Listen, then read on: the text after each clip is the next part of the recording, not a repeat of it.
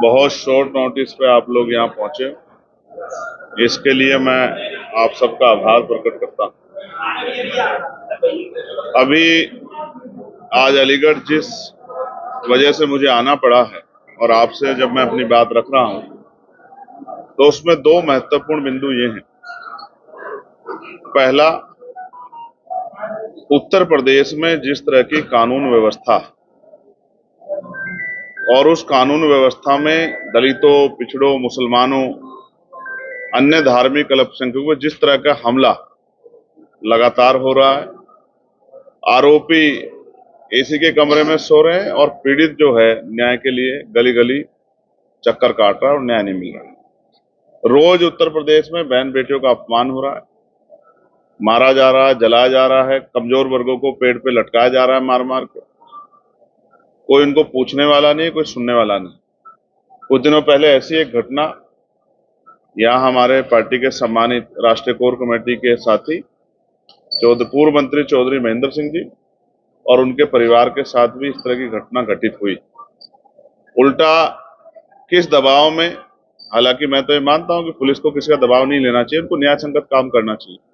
किस दबाव में उल्टा पीड़ित परिवार पर मुकदमा दर्ज कर दिया गया, ये चिंता का विषय था। सीनियर अधिकारियों से हमारी बात हुई, मुझे विश्वास है कि वो बिना किसी दबाव के न्यायपूर्ण कार्य करेंगे और जो झूठे मुकदमे किए गए हैं, चाहे चौधरी महेंद्र सिंह जी या अन्य किसी कार्यकर्ता के खिलाफ, उन मुकदमों को वापस लें, क्योंकि हम अपने कार्यकर्ताओं को अकेला नहीं छोड़ेंगे और ना ही हम इनको किसी तरह का इनके साथ दुर्व्यवहार या किसी तरह की जो है प्रशासन या पुलिस द्वारा कोई इस तरह की कार्रवाई करने की कोशिश की जाएगी तो हम लोग उसका डटकर सामना करेंगे। हम लोग अपनी पार्टी के सभी नेताओं के साथ खड़े हैं। कल अलीगढ़ में जो हुआ वो भी आपसे छिपा हुआ नहीं। जो दूसरी घटना है, किस तरह से 3 मुस्लिम बच्चों को पीटा गया, ये भी 4, और ये भी एक सच है कि उन्होंने अपने कागज भी दिखाए, जहां से वो लेके आए वहां की पर्ची भी दिखाई। वो खुद में मीट व्यापारी है, ये बात भी उन्होंने सबके सामने रखी। लेकिन फिर भी एक भीड़ ने जिस तरह से उनके ऊपर टूट पड़कर, और उनकी हालत देखने के लिए अभी मैं जाने वाला हूं। अभी जब हम सीधे जा रहे थे तो पता लगा था कि डॉक्टर उनको चेक कर रहे हैं, इसलिए मैंने सोचा कि थोड़ा सा रुक जाते हैं। उनके सरों पे जिस तरह के घाव हैं, जिस तरह मुझे पार्टी के पदाधिकारी द्वारा बताया गया, उनके बॉडी पे जिस तरह के निशान है, जिस तरह की मारपीट उनसे की गई है, मैं ये मानता हूं कि ये कानून व्यवस्था पे एक बहुत बड़ा धब्बा है। ये भी बताया गया कि पुलिस की मौजूदगी में सब चीजें हुई। अगर आप ये सरकार भीड़ द्वारा व्यवस्था चलाना चाहती है तो ये संविधान पे बहुत बड़ा हमला है। कानून व्यवस्था के चलाने की जिम्मेदारी एडमिनिस्ट्रेशन पे, पुलिस पे और सरकार के ऊपर है। कोई भी भीड़ किसी को मार दे, पीट दे, हालांकि ये सत्य है कि उन पर कार्रवाई हो जाएगी, लेकिन उन बच्चों को कहां से वापस लाएंगे? उनके परिवार का क्या होगा? पिछली कई ऐसी घटनाएं हुई हैं जहां धर्म के नाम पे, जाति के नाम पर या मीट के नाम पे लोगों की हत्या हुई है। हमारी पार्टी, हमारा संगठन इस बात से सहमत नहीं है। मैं उस घटना का पुरजोर विरोध करता हूं और उन परिवार के साथियों से जाकर मिलूंगा, उनके इलाज की जानकारी लूंगा और क्या कार्रवाई प्रशासन उसमें कर रहा है, पुलिस कर, इसकी भी जानकारी लूंगा। और जो आरोपी हैं उन पर सख्त से सख्त कार्रवाई की जाए, इसके लिए भी जो है पुलिस प्रशासन से और सरकार से मांग करूंगा, क्योंकि आज उनके साथ है, कल किसी और के साथ होगा। अगर हमने इस हिंसा को नहीं रोका, भीड़ द्वारा जो भीड़ की शक्ल में जो हिंसा की जा रही है, इसको नहीं रोका, तो कल किसी की भी जान को नुकसान हो सकता है। आप भी पत्रकार साथी हैं, आप भी जनता की आवाज उठाते हैं। किसी दबंग को, किसी सामंत को पसंद नहीं आया तो आप पे भी हमला कर सकता है। तो ये लोकतंत्र और संविधान पे जो हमला है, इस पे चुप रहना, इसको बढ़ावा देना, इसलिए दोनों घटनाएं चिंता का विषय है।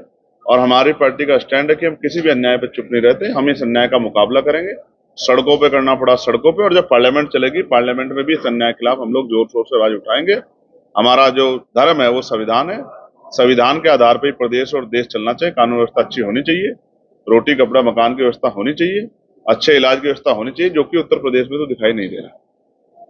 मैं इसी बात के साथ अपनी बात को खत्म करता हूं। और कोई आपका सवाल हो तो आप पूछ सकते हैं। यूट्यूबर के साथ में भी उसी क्षेत्र में मारपीट की गई, उनका वीडियो सोशल मीडिया पर वायरल, वो भी दलित समाज से आते थे और लिहाजा पुलिस ने कहा कि छेड़छाड़ का मामला है तो जेल में भेज दिया गया। मैं फिर आपको स्पष्ट कर दूं, मैं भीड़ द्वारा हिंसा की बात आपसे क्यों कह रहा हूं?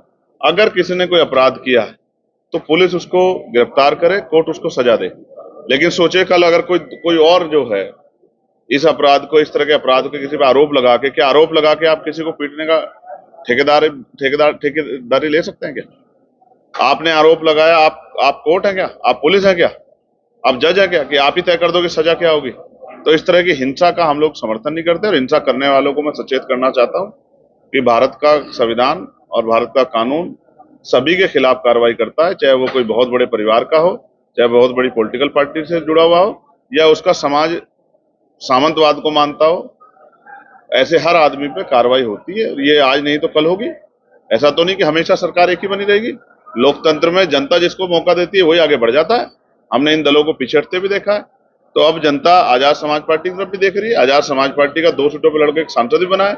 अगर यहाँ की जनता ने आजाद समाज पार्टी को आशीर्वाद दे दिया तो फिर इस तरह के आरोप